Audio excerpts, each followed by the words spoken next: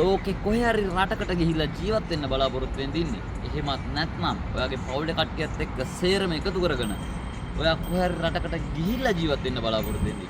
එහෙමත් නැත්නම් ඔයා කොහේ හරි රටකට ගිහිල්ලා ඒ රටට ඔයා ආදරය කරන කට්ටිය ඔයාගේ පවුලේ කට්ටියව ගන්න බලාපොරොත්තු වෙන්න ඉන්නේ. එහෙනම් මේ වීඩියෝ එක ඔයාට ඔන්න ඉතින් ඔයාලට වැදගත්ම වීඩියෝ එකක් තමයි අද අරගෙන ආවේ. මේ channel එකේ මේ වගේ වීඩියෝ තමයි නිතරම වැටෙන්නේ. ඉතින් අලුත් කෙනෙක් නම් subscribe කරලා channel එකට එන්න කියලා ආරාධනා කරනවා. ගොඩක් වැදගත් වීඩියෝ එකක්. ලෝකේ කොහේ රටකට ගිහිල්ලා ජීවත් වෙන්න බලාපොරොත්තු වෙන හිටියත් ඔයාට මේක ගොඩක්ම වැදගත් වීඩියෝ එකක් වෙනවාමයි. අනිවාර්යෙන් skip කරන්න නැතුව වීඩියෝ එක අවසාන වෙනකම් බලන්න. එහෙනම් අපි යමු කතාවට වැඩි විස්තර අවශ්‍ය නැහැ.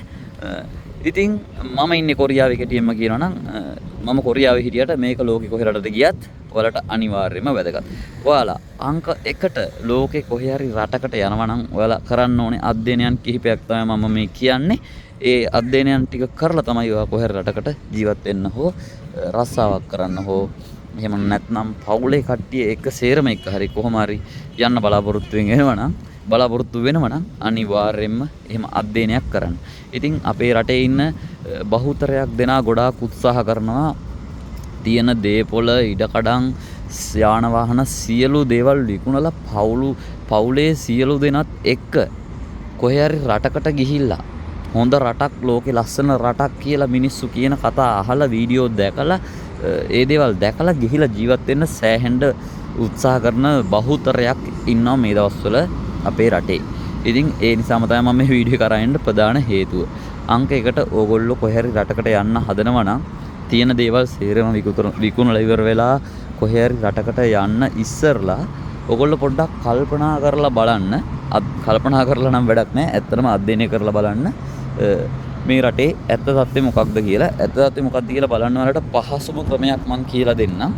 ඒ කියන්නේ ඕගොල්ලෝ හොයන්න යන්න එපා හම්බෙන පහසුකම් මොනවද, මට හම්බෙන්නේ මොනවද, මේ රටට ගියොත් මට හම්බෙන පඩිය කොච්චරද, එතකොට මේ අරව කොච්චරද, මේවා කොච්චරද කියලා ඒ හොඳ පැත්ත විතරක් බලන්න එපා. එතකොට ඔයාලට වැහෙන පැත්තක් තියෙනවා, ඔයාලට නොපෙනෙන පැත්තක් තියෙනවා ඒ රට ඇතුලේ ඔයාගේ ජීවිතේට බලපාන. ඔයා ජීවිතේ සතුටින් ඉන්නනේ කොහේ හරි රටකට යන්න උත්සාහ කරන්නේ. එතකොට ජීවිතේ සතුටින් ඉන්න නම් ඔයා කොහේ රටකට යන්න උත්සාහ කරන්නේ පවුලේ අය සහ ඔයා සතුටින් ඉන්න ඕනේනේ. එහෙම සතුටින් ඉන්න ඕනේ නම් අංක 1ට ඒ රටේ පුරවැසිභාවයේ තියෙන අය ගැන හොඳට අධ්‍යයනය කරන්න. ඒ කියන්නේ දැන් මම ඉන්නේ කොරියාවේ. කොරියාවට ජීවත් වෙන්න යන්න ආසාවෙන් බලාපොරොත්තු වෙමින් ඉන්නවා නම් රස්සාවක් කරන්න නෙමෙයි මම මේ කියන්නේ. ජීවත් වෙන්න යන්න බලාපොරොත්තු වෙන ආසාවෙන් ඉන්නවා නම් ඔයා බලන්න ඕනේ කොරියානු ජාතිකයෙක් ඉපදුණු දා ඉඳලා මරණය දක්වා ගත කරන ජීවිතය ඇතුළත කොච්චර සතුටින්ද දුකින්ද ජීවත් වෙන්නේ, එයාගේ තියෙන මානසිකත්වය මොකක්ද කියන එක ඔයා හොඳට හොයලා බලන්න ඕනේ. ඊ රටේ ඉන්න අයගෙන් අහලා බලන්න පුළුවන්, එහෙම බලන්න පුළුවන්. දැන් කොරියාව ගැන මම කියනවා නම් ඇත්තටම කොරියාවේ ලංකාවේ ඉඳලා ඕගොල්ලෝ දකින්න තරම් සුන්දරත්වයක් නැහැ. හරිම කනගාටුදායක ජීවිතයක් තමයි ඒගොල්ලන්ගේ ඇතුළාන්තේ තියෙන්නේ. ඒක ඒගොල්ලෝ එළියට පෙන්වන්නේ නැහැ. උපරිම සතුටින් hina වෙලා විනෝදයෙන් ඒගොල්ලෝ ස්ට්‍රෙස් එක අඩු කරගන්න උත්සාහ කරනවා. රජෙන් ඒවට සහයෝගයක් ලැබෙනවා. හැබැයි රස්සාවක් නොකර මහන්සි වෙන්න නැතුව ජීවත් වෙන්න බෑ. වයසට එනකම් ගොඩාක් රස්සා කරන්න ඕනේ. රස්සා කොච්චර කෙරුවත් සල්ලි ලොකුට ඉතුරු කරගන්න බෑ. ඒ හම්බ කරන මුදල් ප්‍රමාණය සම්පූර්ණ වියදම් වෙන විදිහට බදු සහ වියදම ඒගොල්ලන්ට සෙට් වෙනවා මේ රටට සාපේක්ෂව. හරිද? එතකොට කොරියාවේ පෞල් ජීවිතයක් ගත කරන්න මට නම් ගැලපෙන්නේ නැහැ. මට සාපේක්ෂව ඒක එක එක්කිනාට සාපේක්ෂව වෙනස් වෙන්න පුළුවන්. මේ මගේ අධ්‍යයනය අනුව මම හොඳට බැලුවා. කොරියන් වයස අය එක්ක තරුණ අය එක්ක ගොඩාක් වයස අය එක්ක හැමෝම එක කතා කරලා බලපුවාම කසාද බඳින්න එපා, මහන්සි, අමාරුයි, වියදම වැඩි, දරුවන්ට වියදම ගොඩාක් වැඩි. ඔයාලා දැන් හොරකම් එහෙම වෙන්නේ නැති මේවා සුපිරි හිඳු රටවල් කියලානේ කියන්නේ. හරිද? මෙහෙ මම ගොඩක් ළඟින් ආශ්‍රය කරන කොරියන් අය ඉන්නවා. ඒගොල්ලෝ කියනවා කොරියාවේ වැඩිපුරම නැති වෙන්නේ මොනවද කියලා ඔයාලා කිව්වොත් විශ්වාස කරයිද දන්නේ නැහැ. හොරකම් වශයෙන් සිද්ධ වෙන්නේ ඔය මෙහි තියෙන ලොකු මාට් වල. ඒ වගේ වැඩිපුරම හොරකම් සිද්ධ වෙන්නේ පොඩි බබාලාගේ පැම්පස්. එච්චරට මිල අධිකයි ඒවා කොරියාවේ. අම්මඩේ තාත්තටයි මේ වියදම් සේරම දරාගෙන තියෙන අනිත් වියදනුත් කරගෙන ඒක කරගන්න රජයෙන් සෑහෙන සහයෝගයක් දෙනවා කියලා කිව්වට ඒ හම්බෙන මුදල් ඇත්තටම මදි කියලා ඒගොල්ලෝ කියනවා. ඉතින් අර අපිට දැන් කිව්වොත් අපිට පේන්නේ ලක්ෂ මෙච්චරක් රජයෙන් ගෙනවලු දරුවෙක් හැදුවොත් කියලා. හරිද? හැබැයි ඒ දරුවෙක් හැදුවොත් ඒ දරුවට යන වියදම පේන්නේ නැහැ. ඒක දැනගන්න ඒ රටේ ජාතිකයෙක් එක්ක කතා කරලා ඒ දරුවෙක් හදන කෙනෙක් එක්ක කතා කරලා එහෙම බලන්න ඕනේ. ඉතින් කොරියාවට නෙමෙයි ලෝකේ කොහේ හරි රටකට විසිට් එකක්වත් ගිහිල්ලා නැතුව කවදාවත් ඇවිදින්නවත් ගිහිල්ලා නැතුව මාසයක් දෙකක්වත් ජීවත් වෙලා නැතුව ලංකාවේ ඉඳලා තියෙන දේපොළ සේරම විකුණලා දාලා ඕගොල්ලෝ එහෙම රටකට යන්න බලාපොරොත්තු වෙනවා නම් ඇමරිකාව වේවා නවසීලන්ත වේවා මම දන්නේ ඒ රටවල තත්ත්වය ඇත්තටම මං ස්වයං අධ්‍යයනයක් කරලා නැති නිසා ඕගොල්ලන්ට පුළුවන් එහෙම අධ්‍යයනයක් කරන්න මම එහෙම මේ වගේ යෝජනා කීපයක් තියෙනවා මේ පළවෙනි යෝජනාව තමයි එහෙම අධ්‍යයනයක් කරන්න පුළුවන් ඕගොල්ලන්ට එහෙම අධ්‍යයනයක් කරලා ඕගොල්ලන්ට ඒ රටට ගිහිලා ජීවත් වෙන්න පුළුවන් මම කියන්නේ අංක 1ට තියෙන සේරම විකුණලා දාලා අපි ගිහිල්ලා සුපිරියට හෙට වෙලා ඉන්නවා කියලා හිතාගෙන පිටත් වෙන්න එපා එහෙම ගිහිල්ලා අහපව් වෙන්න විදියක් නැතුව අහපව වෙලා ලංකාවේ ජීවත් වෙන්න විදියක් නැතුව දුක් විඳින අය ඕන තරම් ඉන්න නිසායි මම මේ කියන්නේ මගේ යාළුවෙක් ඉන්නවා ලෝකේ හොඳම ජනප්‍රිය රටක ඒ නම කියන්නේ මොකද යාළුවෝ එළිදරව් වෙන්න පුළුවන් නිසා මේ එතකොට එහෙම ඉඳලත් ඒගොල්ලෝ කියන කතා එයා තියෙන දේපොළ සේරම නමන විකුණලා ගියේ පවුලේ කට්ටියත් එක්ක මේ ඔය අරංගලේ දවස්වල දැන් එයාට සෑහෙන ආසරණ මානසික පීඩනයක ඉන්නේ ලොකු පඩියක් ගන්නවා ඒ පඩිය මාසේ අන්තිමට වියදම් වෙනවා ඉතින් ලොකු මානසික පීඩනයක් සහ රස්සාවක් විතරක් ඉතුරු වෙලා තියෙනවා ඒ රටේ තියෙන පහසුකම් ටිකක් ඉතින් හම්බෙලා තියෙනවා ඉතින් අර එච්චරයි වෙන මහ දෙයක් නැහැ මොනක තමයි එයාගේ කතාව ඉතින් ඒකෙන් ඒ අධ්‍යයනය සහ මම කොරියාවේ දැකපු ජන ජීවිතය අනුව තමයි මම ඒ කතාව කිව්වේ ඊට පස්සේ ඕගොල්ලන්ට අධ්‍යයනය කරන්න පුළුවන් අංක 2ට මෙන්න මේ කතාව දැන් ඔයාලා දරුවෙක් ඉන්නවා කියන්නකො නැත්නම් දරුවෙක් හදන්න බලාපොරොත්තු වෙනවා කියන්නකො ගොඩක් වැදගත් කොටසක් මෙතන ඔයාට ඉන්නේ පුංචි දරුවෙක් කියන්නකො මම මගේ අදහස දැන් ඔයා හොඳට මේ කොරියාව මම නිතරම උදාහරණයක් ගන්න මම ඉන්නේ කොරියාවේ නිසා ඒතකොට දැන් කොරියාවට නම් ඔයා එන්නේ ඒ දරුවට චූටි කාලේ ඉඳලා කොරියානු අධ්‍යාපනය ලබා දෙන්නේ හරිද ඉංග්‍රීසියෙන් අධ්‍යාපනය ලබා දෙන්න පුළුවන් කොරියාවේ එතකොට එහෙම ඉංග්‍රීසියෙන් අධ්‍යාපනය ලබා දෙනවා නම් හොඳයි. එහෙම එතකොට වියදම වැඩි කොරියාවේදී නොමිලේ අධ්‍යාපනය ලැබෙන්නේ මේ කොරියානු භාෂාවෙන් තමයි සම්පූර්ණ විදිහට. එහෙම නැත්නම් ඉතින් විෂයක් විදිහට ඉංග්‍රීසි අධ්‍යාපනයක් ලැබෙයි. එතකොට එහෙම මට්ටමක් තිබිලා ඒ දරුවා මේ සංස්කෘතියට හුරු කරලා කොරියානු සංස්කෘතියට හුරු කරලා අවුරුදු 10ක් විතර කොරියානු සංස්කෘතියට හුරු කරපු දරුවෙක් එක්ක ඔයාට දැන් කොරියාවේ හිටිය ඇති කියලා එකපාර හිතුනොත් මේක හරියන්නේ නැහැ කියලා තේරුණොත් ඔයා එදාට ලංකාවට ගියොත් ඒ දරුවට පත් වෙන ඉරණම ගැන පොඩ්ඩක් හිතලා බලන්න. මම මේ කොරියාව උදාහරණයක් ගත්තේ ලෝකේ මොන රටකට ගියත් ඒ රටට සාපේක්ෂ සංස්කෘතියකට හුරු කරලා ඒ ඔක්කොම කරලා ඒ දරුවෝ ගෙනල්ලා එකපාරට ලංකාවට ඇරියොත් ඒ දරුවාට අත් වෙන ඉරණම ගැන පොඩ්ඩක් හිතලා බලන්න. මම නම් කියන්නේ ඒක පොඩ්ඩක් භයානකයි කියලා. මොකද ඒ රටවල් වලට සාපේක්ෂව දරුවට සංස්කෘතිය මාරු වෙන එක සෑහෙන අපහසුතාවයක් වෙනවා කියන එක තමයි මම නම් දන්නේ ඇත්තම කතාව. එතකොට ඒ ගැන හිතන්න ඕනේ. ඒ වගේම තමයි ඔයා දැන් පිරිමි කෙනෙක් නම් කොල්ලෙක් කියලා හිතන කොල්ලෙක් නම් ඔයා බැඳලා ඉන්න නෝනා. හරිද? නෝනා එතකොට ඔයාගේ ලංකාවේදී ජීවත් වෙන මානසිකත්වයක් තියෙනවනේ. යාට ආදරය කරන පිරිසක් ඉන්නවා හැමෝම ඉන්නවා. හරිද? ඔයා අයාව අරගෙන ආව නම් ඔයා කොහෙර රටකට ගිහිල්ලා ජීවත් වෙනවා අපි කට්ටිය සතුටින් කියලා. ඒ රටකට ගියට පස්සේ ඔයා සම්පූර්ණ දවසම රස්සාවකට යන්න ඕනේ. බොහෝ දුරට නෝනාට රස්සාවකට යන්න වෙනවා. බබාවට ඒකයකට වගේ තමයි දාන්න වෙන්නේ. මොකද ආර්ථික යුද්ධයට මුහුණ දෙන්න වෙනවා. ඕගොල්ලන්ට ආර්ථික වියදම වැඩි නිසා නෝනා ගෙදර තියලා ඔයා විතර රස්සාවක් කරොත් 750ක්වත් ඔයාලට ඉතුරු කරගන්න වෙන්නේ නැහැ. ඒක සම්පූර්ණ වියදම් වෙනවා. එහෙම වියදම් නොවි කරගන්න නම් දෙන්නටම රස්සාවකට යන්න වෙනවා. දෙන්නම රස්සාවකට යන්න ගියහම බබාවට ඒකයක වගේ තමයි දාලා යන්න වෙන්නේ. අඩුම තරමේ තමන්ගේ දෙමාපියවත් ළඟ නැති වෙනවා. එතකොට බිරිඳට ලෙඩක් දුකක් හැදුනහම කවුද ළඟ ඉන්නේ? ඔයාට ලෙඩක් දුකක් හැදුනහම කවුද ළඟ ඉන්නේ? මේ රටවල වල ඉන්න යාළුවෙක් මිත්‍රයෙක් විතරයි ශ්‍රී ලාංකිකයෙක් විතරයි ඔයාට කදවතින් එකඟව උදව් කරන්නේ.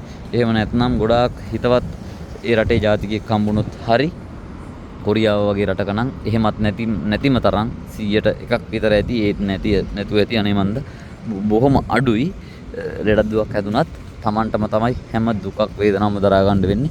එතකොට මම අර මුලින්ම කිව්වේ සතුටින් ඉන්නනේ ඔයගොල්ලෝ හැම රටකටම යන්න බලාපොරොත්තු වෙන්නේ ඔය ලංකාව අතහැරලා. එතකොට ඒ රටට ගිහිල්ලා එතන ඔයාලට සතුටක් තියෙනවද කියලා ඔයාලා හිතලා බලන්න. ඔන්න ඕක තමයි අනික් කාරණාව. ඉතින් ඊළඟට අපිට අධ්‍යයනය කරන්න තියෙනවා ඒ රටට සාපේක්ෂව තියෙන ආහාර පාන සහ කැම බීම. හරිද? එතකොට මම මේ නෙගටිව් දීගෙන යනවා මේ වීඩියෝ එකෙන්. ඊට පස්සේ ඔයාලට එනවා අනිත් පැත්තෙන් පොසිටිව් පැති ගැන කතා කරන වීඩියෝ සීරීස් එකක් රට ගිහිල්ලා ගොඩ යන විදිය කියලා. අන්න ඒ වීඩියෝ සීරීස් එකත් ඔයගොල්ලන්ට බලන්න පුළුවන්. ඒක ඇතුලෙන් ඔයාලට දැනගන්න පුළුවන් රටට පිටරටකට ගියාම හම්බෙන්නේ මොනවද? හම්බෙන පහසුකම් මොනවද? ඔයාලට කරන්න පුළුවන් දේවල් මොනවද? ලැබෙන ප්‍රතිලාභ මොනවද? ඒ දේවල්. ඉතින් මේකෙන් මම නෙගටිව් දේවල් කතා කරගෙන යන්නේ. පොසිටිව් පැත්ත විතරක් දැකලා පිටරට යනවා අපි රට යනවා කියලා තියෙන දේවල් සියල්ල නැති කරගෙන තියෙන හොඳම රස්සාවල් අතෑරලා තමන්ට තියෙන ආදර සම්බන්ධතා තමන්ගේ ඥාති සම්බන්ධතා සියලු දේවල් අතෑරලා රටේ තියෙන ජාතිකත්වයට අතෑරලා තමන්ට මේ රටේ උරුම වෙලා තියෙන සියලු දේවල් අතෑරලා අනිත් රටවල තියෙන හොඳ ටික විතරක් දැකලා රට යන්න දඟලන අයට තමයි මේ වීඩියෝ එක ගේන්නේ. පොඩ්ඩක් ඔළුවට දාගෙන බලන්න දෙපැත්ත බැලන්ස් කරලා හොඳම තීරණය ගන්න කියන අදහසින්. ඉතින් ඒ නිසා මේ වීඩියෝ එක ගෙනාවේ. හරි. එතකොට ඊළඟට බලන්න පුළුවන් ඔයගලන්ට ඒ රටේ තියෙන කෑම බීම රටාව මොනවද? හොඳයිද නරකයිද? කෑම බීම රටාව නම් ශ්‍රී ලංකාවට සාපේක්ෂව ලෝකයේ අනිත් හැම රටකම වගේ හොඳයි ඇත්තටම. ඒකට සෙට් වෙනවද නැද්ද කියන්න බෑ. ශරීර සෞඛ්‍යයට හිතකරයි ලංකාවට සාපේක්ෂව. ඒක කොරියාවේ නම් හොඳටම හිතකරයි ශරීර සෞඛ්‍යයට. හැබැයි ඉතින් ලංකාවේ මේ රසට ඒ දේවල් නෙමෙයි සෙට් වෙන්නේ. හැබැයි ශරීර සෞඛ්‍යයට ගොඩක් හිතකරයි. එතකොට එහෙම අධ්‍යයනයක් කරලා බලන්න පුළුවන්. ඔන්න ඔය අධ්‍යයනයන් ටික අනිවාර්යයෙන්ම කරන්න. එතකොට අංක 1ට මම කියන්නේ නම් තියෙන දේවල් සේරම විකුණලා දාලා නම් රට පදිංචි වෙන්න හිතාගෙන ප්‍රස්ටයිම් නම් ආයි රටට යන්න නම් එපා. ඊට වඩා 1000න් සම්පතයි කියලා ඔයාට අනිවාර්යයෙන්ම දැනෙනවා ලංකාව. මොකද ඊළඟ කාරණාව තමයි ඒ රටට සාපේක්ෂව තියෙන කාලගුණය. දැන් මේ අද මම ටී-ෂර්ට් එකක් අඳගෙන එළියට බහලා මෙහෙම කතා කරාට දැන් මේ මාස දෙකකට කලින් එළියට බහින්න බෑ. ජැකට් එකක් දාලා කන් දෙක වහගෙන එහෙම ඉන්න ඕනේ.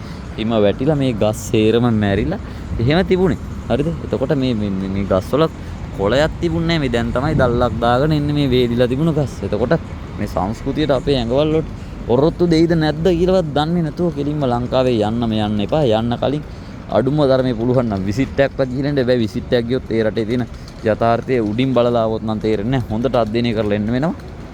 ඉතින් මම නිතරම කියන්නේ හොඳ අධ්‍යයනයකින් කරලා යන්න. හැබැයි ඇවිල්ලා නැවත ඕගොල්ලන්ට ලංකාවට එන්න සිද්ධ වුණොත් එන්න ක්‍රමයකුත් ඉන්න තැනකුත් ඒකත් හරි ගස්සගෙන යන්න. දැන් මම කොරියාවට යනකොට මට ලංකාවේ ඉන්නවත් තැනක් තිබුණ නැහැ ඇත්තම කතාව. ඒ කියන්නේ මට කියලා ඉන්න ගියක්වත් තිබුණ නැහැ. අපි කුලියට හිටියා, ඔහොම හිටියේ. එතකොට එහෙම ඉඳලත් මට ඇත්තටම දැන් මේ ජීවිත කාලෙම කොරියාවේ ඉන්න ඕන නම් ඉන්න පුළුවන් මට. හරිද? කිසිම අවුලක් නැතුව ඉන්න පුළුවන්. දැන් වයිෆ්වත් ගෙන්න ගත්තා. කිසි ප්‍රශ්න නැතුව ඉන්න පුළුවන්. ඒ වුණාට මම දන්නවා මේ රට අපිට මට නම් ගැලපෙන්නේ නැහැ මේ රට. හරිද? එතකොට මේ රටේ ඉන්න මිනිස්සුත් එක්ක අතරම ලොකු වේදනාවකින් ජීවත් වෙනවා බහුතරේ. අන්න ඒ නිසා තමයි මම මේ වීඩියෝ එක කරන්න හේතුවේ. මොකද මම දන්න කීප දෙනෙක් ඉන්නවා කොරියාවෙත්. ඒගොල්ලෝ දැන් දරුවෝ හදාගෙන දැන් දරුවොත් සාමාන්‍යයෙන් පෙර පාසල් අධ්‍යාපනය අවසන් කරලා මූලික අවධිය ගත වෙන්නේ. දැන් ඒගොල්ලෝ ලංකාවෙත් මුකුත් කරගත්තේ නැහැ. කොරියාවට ආවා. කොරියාවට ඇවිල්ලා ටික කාලයක් යනකොට ඒගොල්ලෝ කසාද මැදලා ඒ දේවල් කරගෙන වීසා හදාගෙන වයිෆ්ලව ගෙන්නගෙන බබාලා හදලා දැන් ඒ ඔක්කොම හරි. දැන් එයාලට ලංකාවේ ස්ථාවරත්වයක් කිසිම හදාගෙන නැහැ. කොරියාවේ හම්බ කරපු සල්ලි ටික කොරියාවෙම ඉවරයි. අදටත් හම්බ කරන සල්ලි ටික අදටත් කොරියාවෙම ඉවරයි. එතකොට ඒගොල්ලන්ට ලංකාවට ගිහිල්ලා කරන රස්සාවකුත් නැහැ. ලංකාවට ගිහිල්ලා ජීවත් වෙන්න ආදායම් මාර්ගයකුත් නැහැ. දැන් කොරියාව යාලට දැන් හරියන්නේත් නැහැලු. කොරියාවේ යන්නත් ඕනේ. කොරියාවේ යන්න ක්‍රමයක් නැහැ. තේරෙනවද? එතකොට දැන් මොකද දැන් වයිෆයි දරුවවයි තනියෙන් යවන්නත් බෑ ලංකාවට. ඒගොල්ලෝ ඒ හැදිලා තියෙන පරිසරෙත් එක්ක ගිහිල්ලා ඒ දිනට එහෙම තනියම ජීවත් වෙන්නත් බෑ. එතකොට මේ මහත්තයාට මෙහෙටලා තනියෙන් වැඩ කරන්නත් බෑ තව අවුරුදු 5ක්. එතකොට කට්ටිය කහපොළ ලංකාවට යන්නත් කොරියාවට ඒගොල්ලෝ දැන් කැමතිත් නැහැ. ඔන්න ඔහොම තත්ත්වයකට ඇවිල්ලා තිනවා. ඔහොම වෙච්ච අයත් තව එක්කෙනෙක් දෙන්නේ නෙමෙයි. එහෙම මං සෑහෙන දෙනෙක් එක කතා කරලා විස්තර අරගෙන තමයි මේ දේවල් කියන්නේ. ඒවා පුද්ගලිකත්වයට බලපාන නිසා සමහර කාරණා කියන්නත් අපහසුයි. ඉතින් ඔන්න ඔහොම තමයි කතාව තියෙන්නේ. එතකොට තමන්ගේ රට තරම් සම්පතක් මේ ලෝකේ කොහෙවත් නැහැ. මම කියන්නේ ලෝකෙ කොහෙ ගියත් පුළුවන් තරම් ඒ රටවල් වලට ගිහිල්ලා ඒ රටවලින් ගන්න තියෙන පහසුකම් මුදල් ගන්න තියෙන දේවල් ඒ හැම දෙයක්ම අරගෙන තමන්ගේ රටට එන්න තමන්ගේ රට ගොඩ දාගන්න තමන්ගේ රටේ තමන්ට හොඳ තැනක් හදාගන්න ඒ රටවල් වලින් ගන්න පුළුවන් දේවල් උපරිම ගන්න.